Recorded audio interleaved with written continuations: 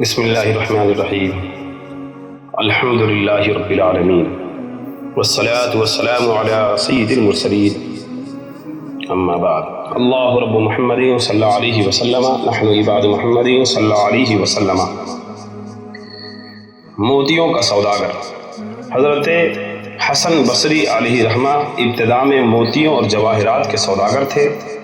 قسم قسم کے موتی اور جواہرات کی آپ تجارت کرتے اور بڑے بڑے بادشاہوں کے پاس جواہرات تحفہ میں لے جا کر پیش کرتے تھے۔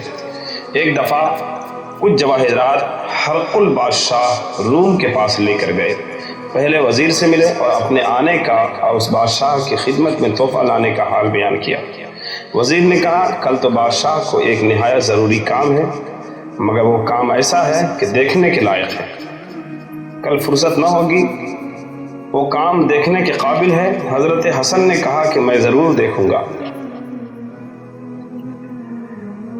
وزیر نے حضرت حسن کو لے جا کر ایک جگہ میدان میں ٹھہرایا، جس میدان میں ایک خیمہ زری کا قائم تھا۔ اس کے آس پاس اعلیٰ درجہ کی مخمل فرش تھا۔ مخمل کی تنابیں زری کی تھیں، اس کی چوبیں چاندی کی تھیں، میخیں سونے کی تھیں۔ نہایت قابل دید منظر تھا۔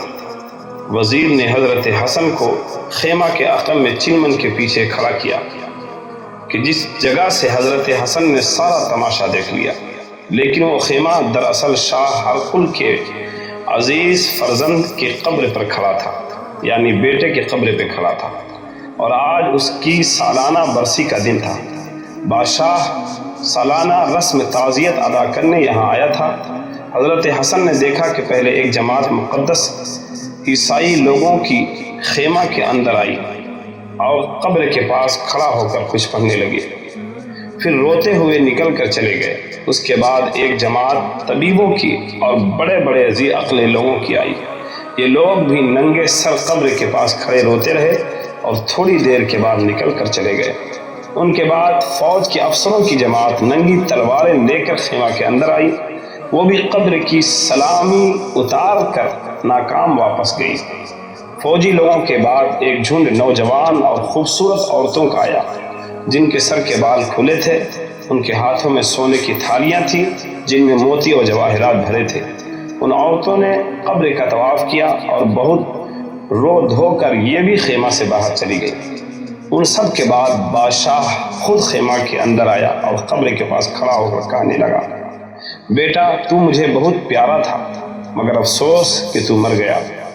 اگر مجھے یہ معلوم ہو جائے کہ جس نے تیری جان لی ہے وہ ان بڑے بڑے راہبوں اور پادریوں کا کہنا مان کر تیری جان واپس کر دے گا تو یہ بڑے بڑے عیسائی راہب اس کام کے لیے تیرے پاس حاضر ہیں، مگر میں جانتا ہوں کہ ان کے کہنے سے کچھ نہ ہوگا۔ اگر مجھے یہ معلوم ہو جائے کہ عقل مندوں اور طبیبوں کی تدبیر کرنے سے تیری جان خدا تجھے بخش دے گا تو یہ بہت بڑی جماعت طبیبوں اور بڑے بڑے عقل مندوں کی تیری قبر کے پاس کھڑی ہے اور تیری رہائی کی تدبیریں کرنے کو موجود ہے، مگر میں جانتا ہوں کہ تجھے ایسے زبردست نے مارا ہے کہ اس کے سامنے کسی کی تدبیر نہیں چلتی۔ اے میرے بیٹے، اگر مجھے یہ معلوم ہو جائے کہ جس نے تیری جان نکالی ہے وہ کسی بڑے فوج سے ڈر کر تجھے چھوڑ دے گا تو یہ کثیر فوج اور فوج کے افسر تجھے قید سے چھڑانے کو تیار قبر کے پاس موجود ہیں، لیکن جس نے تجھے قید کیا ہے وہ ایسا زبردست خدا ہے کہ کوئی فوج اس کے سامنے کوئی ہستی نہیں رکھتی۔ اے فرزین، اگر مجھے یہ معلوم ہو جائے کہ جس نے تجھے مارا ہے وہ حسین اور خوبصورت عورتوں کا طالب ہے اور حسین عورتیں لے کر تجھے چھوڑ دے گا تو یہ خوبصورت عورتوں کی جماعت حاضر ہے، مگر میں جانتا ہوں کہ وہ نہ حسین عورتوں کا طالب ہے نہ مال و جواہر کا خواستگار ہے، اور اب وہ تجھے کسی طرح نہ چھوڑے گا۔ اس لیے میں اب تجھ سے پھر 1 سال کے لیے رخصت چاہتا ہوں۔ یہ کہہ کر بادشاہ خیمہ سے باہر نکل آیا اور سب لوگ قبر کے پاس سے رخصت ہو گئے۔ حضرت حسن نے یہ سارا واقعہ دیکھا تو دل پر ایسا اثر پڑا کہ دنیا سے طبیعت یک لخت ہٹ گئی اور آپ نے آئندہ دنیا کے جواہرات بیچنے چھوڑ کر آخرت کے جواہرات خریدنے شروع کر دیے، اور دنیا کے جملہ کاروبار سے الگ ہو کر اس فکر میں پڑ گئے کہ آخرت کا زاد راہ مہیا کرے، اور بصرے میں آ کر قسم کھائی کہ اب اس دنیا میں کبھی ہنسوں گا نہیں، اور پھر عبادت و مجاہدہ میں کچھ اس طرح مشغول ہو گئے کہ اس زمانے میں کوئی اب ایسا نہ تھا جیسا آپ کا تقوی اور آپ کی ولایت تھی، آپ کا مقام تھا، اور 70 برس تک تا دم زیست بے وضو نہ رہے۔ سبحان اللہ، سبحان اللہ۔ اللہ تعالیٰ بڑی طاقت اور قدرت کا مالک ہے، اس کے مقابلہ میں بڑے بڑے دانا و طبیب اور بڑی بڑی فوجیں اور بڑے بڑے لشکر کچھ بھی حیثیت نہیں رکھتے اور اس کا کچھ بھی بگاڑ نہیں سکتے۔ اور یہ بھی معلوم ہوا کہ چاہے کتنا بڑا آدمی کیوں نہ ہو، ایک دن اسے مرنا ضرور ہے، اور موت کے آنے میں امیر و غریب سب برابر ہیں۔